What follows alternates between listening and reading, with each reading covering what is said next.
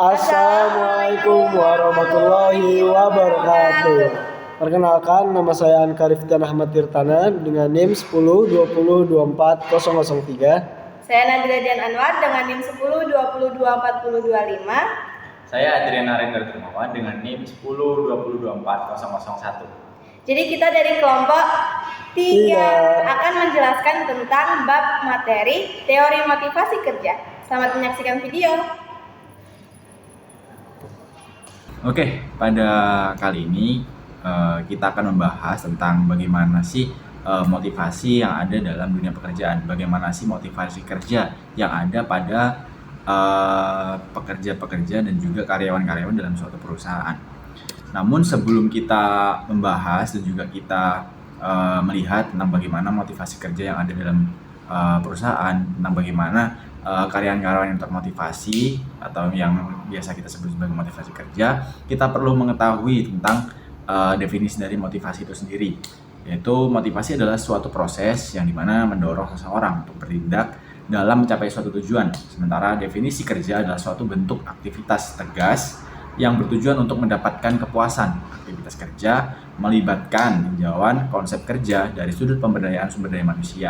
Nah, kurang lebih seperti itulah gambaran dari motivasi kerja, yaitu sebuah aspek, sebuah nilai yang dimana menjadi sebuah nilai, menjadi sebuah aspek yang dimana mendorong kinerja dan juga kualitas dari pekerja di suatu perusahaan.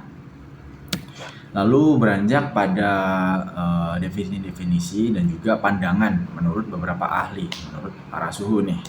Yang pertama yaitu menurut Hasibuan dalam Sutrisno tahun 2016, motivasi kerja merupakan suatu perangsangan keinginan dan daya penggerak kemauan bekerja seseorang karena setiap motivasi mempunyai tujuan tertentu yang ingin digapai.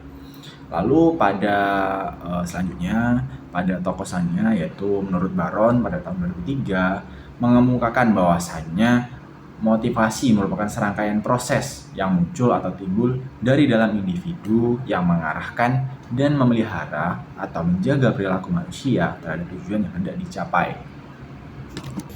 Oke, selanjutnya ada menurut para ahli lagi nih, yaitu Siagian dalam Sutrisno tahun 2016 yang mengemukakan bahwa motivasi kerja itu adalah keadaan jiwa yang mendorong, mengaktifkan atau menggerakkan, yang mengarahkan dan menyalurkan perilaku, sikap, dan tindakan seseorang untuk mencapai tujuannya. Nah, yang berikutnya dan yang terakhir nih ada teori dari Maslow menurut Luhns tahun 2005. Beliau berpendapat bahwa kebutuhan motivasi seseorang itu dapat disusun secara hierarki, yaitu jika satu tingkat dipenuhi, maka kebutuhan yang lebih tinggi berikutnya diaktifkan motivasi seseorang. Di teori Maslow ini teman-teman ada yang unik, yaitu ada piramida teori Maslow, di mana yang tingkatan paling bawah sendiri itu ada fisiologis. Apa itu fisiologis? Jadi fisiologis itu sama seperti dengan kebutuhan primer, di mana berisi tentang makanan, minuman, pakaian, tempat tidur, dan lain-lain. Teman-teman pasti untuk memotivasi teman-teman, semua pasti kayak butuh kebutuhan primernya gitu kan.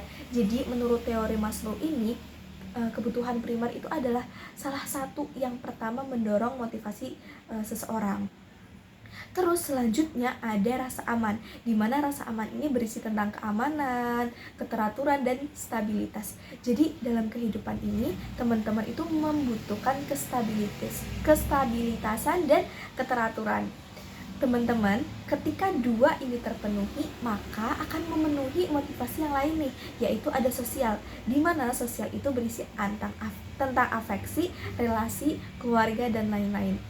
Jadi apa itu afeksi sebenarnya? Afeksi yang sebenarnya itu adalah hubungan antara individu dengan individu yang lainnya. Ketika teman-teman memiliki hubungan yang baik dengan individu lainnya, pasti teman-teman akan merasa lebih senang dan akan menjadi lebih kayak termotivasi gitu kan teman-teman. Nah, itu kalau menurut Maslow, sama seperti teman-teman juga. Terus yang keempat ada penghargaan, dimana penghargaan ini pasti teman-teman tahu dong apa. Penghargaan ini itu meliputi pencapaian, status, tanggung jawab, dan reputasi. Mengapa demikian? Karena kalau teman-teman dirinya itu dihargai atau dianggap ada oleh orang lain, pasti teman-teman akan lebih senang dan bersemangat dalam melakukan sesuatu. Bener nggak teman-teman? Nah, terus yang terakhir di tingkatan kelima nih, yang paling tinggi, ketika 4 ini udah terpenuhi, pasti teman-teman akan melakukan ini nih, yaitu aktualisasi diri.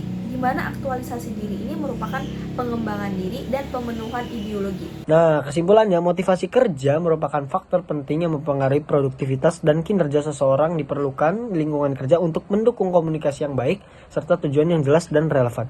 Dengan motivasi yang baik, karyawan cenderung lebih bersemangat, bekerja lebih efisien, dan berkontribusi positif bagi perusahaan. Sekian. Nah, gimana penjelasan kita tadi? Kalian udah paham semua kan? Terima kasih sudah menonton. Jangan lupa like. Sampai jumpa lagi. Bye-bye. Terima kasih.